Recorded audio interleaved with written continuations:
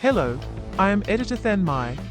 I will provide you with the latest information of the day. A U.S. senator from Colombia emerges as a Trump link for Latin America's conservatives when Republican Senator Bernie Moreno visits Colombia this week as part of a three-nation tour of Latin America.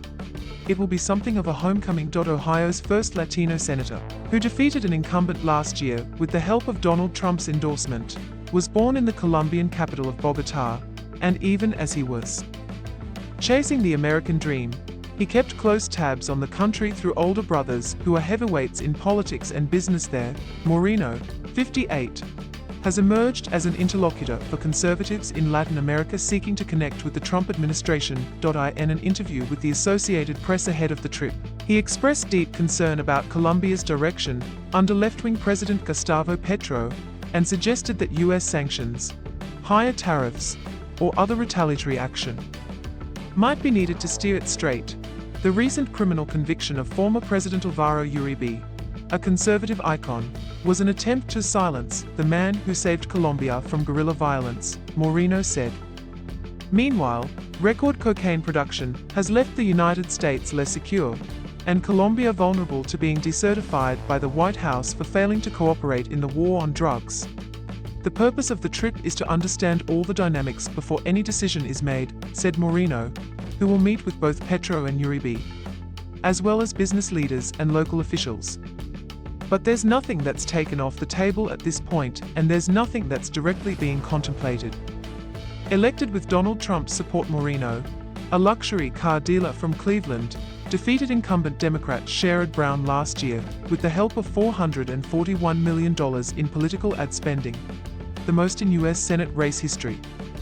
He became Ohio's senior senator on practically his first day in office after his close friend J.D. Vance resigned the Senate to become vice president. In Congress, Moreno has mimicked Trump's rhetoric to attack top Senate Democrat Chuck Schumer as a miserable old man out of a Dickens novel, called on the Federal Reserve to cut interest rates, and threatened to subpoena California officials over their response to anti-ICE protests in Los Angeles. On Latin America, he's been similarly outspoken, slamming Petro on social media as a socialist dictator and accusing Mexico of being on the path to becoming a narco state.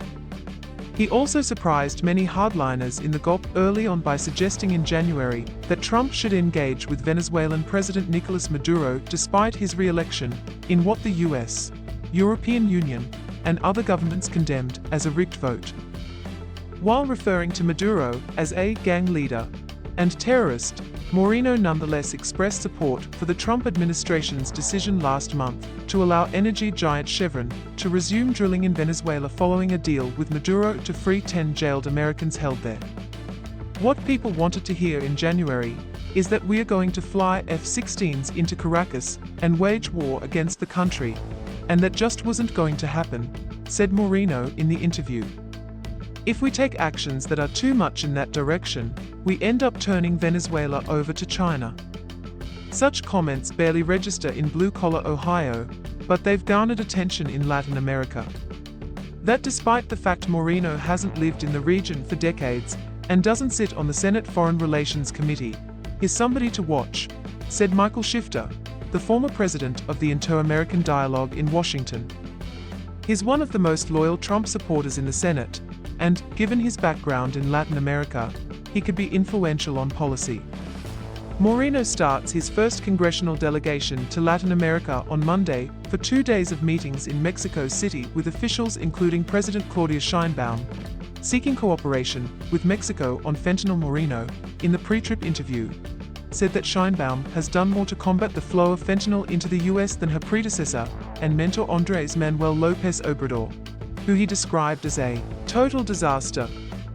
But he said more cooperation is needed, and he'd like to see Mexico allow the DEA to participate in judicial wiretaps like it has for decades in Colombia, and allow it to bring back a plane used in bilateral investigations that López Obrador grounded.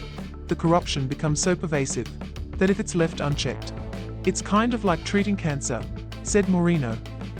Mexico has to just come to the realization that it does not have the resources to completely wipe out the drug cartels. And it's only going to be by asking the US for help that we can actually accomplish that.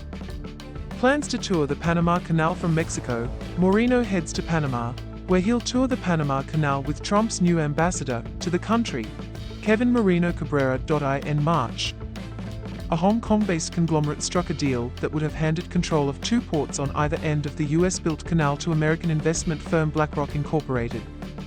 The deal was heralded by Trump, who had threatened to take back the canal to curb Chinese influence. However, the deal has since drawn scrutiny from antitrust authorities in Beijing, and last month the seller said it was seeking to add a strategic partner from mainland China, reportedly state-owned shipping company COSCO, to the deal. COSCO, you might as well say, is the actual Communist Party, said Moreno. There's no scenario in which COSCO can be part of the Panamanian ports. We want Colombia to be strong. On the final leg of the tour in Colombia, Moreno will be joined by another Colombian-American senator, Ruben Gallego, Democrat of Arizona. In contrast to Moreno, who was born into privilege and counts among his siblings a former ambassador to the US, Gallego and his 3 sisters were raised by an immigrant single mother on a secretary's paycheck. Despite their different upbringings, the two have made common cause in seeking to uphold the tradition of bilateral US support for Colombia, 4 decades Washington's staunchest ally in the region. The recent sentencing of Uribe to 12 years of house arrest in a long-running witness tampering case has jolted the nation's politics, with 9 months to go before decisive presidential elections. The former president is barred from running but remains a powerful leader, and Moreno said his absence from the campaign trail could alter the playing field. He also worries that surging cocaine production could once again lead to a narcotization of a bilateral relationship that should be about trade, investment, and mutual prosperity. We want Colombia to be strong. We want Colombia to be healthy. We want Colombia to be prosperous and secure. And I think the people of Colombia want the exact same thing, he added. So, the question is, how do we get there? Please like and subscribe to wait for the next information. Goodbye and see you again.